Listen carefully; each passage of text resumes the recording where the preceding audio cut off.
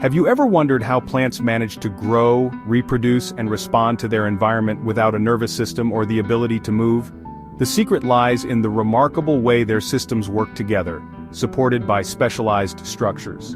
Today, we're diving into the fascinating interactions among transport, reproduction, and response systems in plants, and how these processes are seamlessly facilitated by their design.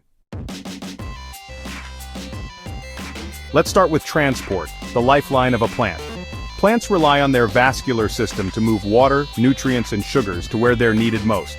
The vascular system has two key players, the xylem and the phloem. The xylem is like an upward highway, transporting water and minerals from the roots to the leaves. This happens thanks to a process called transpiration. Water evaporates from the leaves, creating a pull that draws more water upward.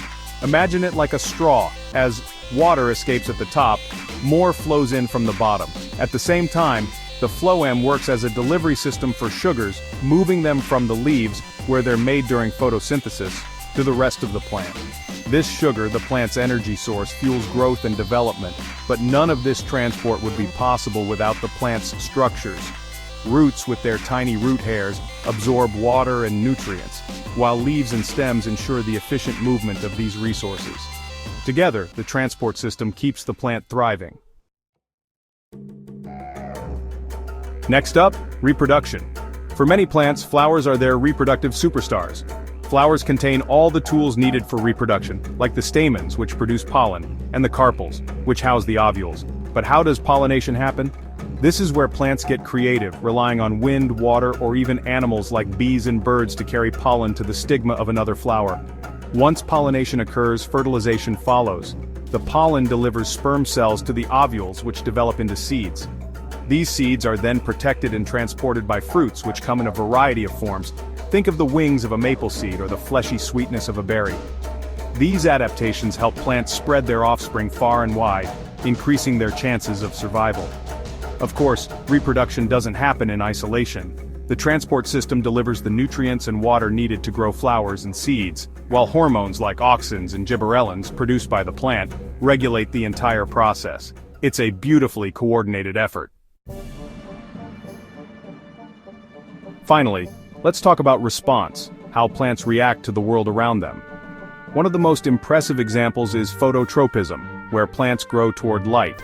This response is controlled by a hormone called auxin, which builds up on the shaded side of the plant, causing those cells to elongate. The result? The plant bends toward the light, maximizing photosynthesis. Plants also respond to gravity through gravitropism. Roots grow downward, helping them reach water and nutrients in the soil, while stems grow upward to access sunlight.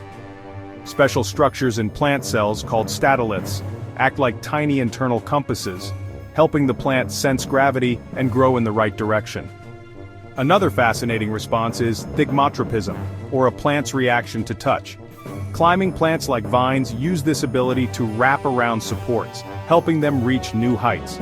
Structures like tendrils, which coil tightly around objects, make this possible. And when it comes to defense, plants have developed impressive strategies. Structures like thorns and tough leaves help deter herbivores, while some plants release chemicals to warn their neighbors of an incoming threat or even attract predators of their attackers. For example, when a caterpillar munches on a leaf, the plant may release a scent that lures parasitic wasps to take care of the pest. What's amazing is how all these systems work together. During seed germination, the transport system delivers water and nutrients to the growing embryo. Hormones trigger the root to grow downward, responding to gravity, while the shoot grows upward, chasing light. This coordinated effort between transport, reproduction, and response systems is what allows a tiny seed to grow into a towering tree or a blooming flower. In conclusion, plants are masters of teamwork. Their transport, reproduction, and response systems don't just operate in isolation. They interact seamlessly, supported by structures perfectly designed for the job. From moving water and nutrients, to producing seeds, to responding to light and gravity, these processes show just how sophisticated plant life truly is. It's a reminder of the incredible complexity of nature and the amazing adaptations that make it all possible.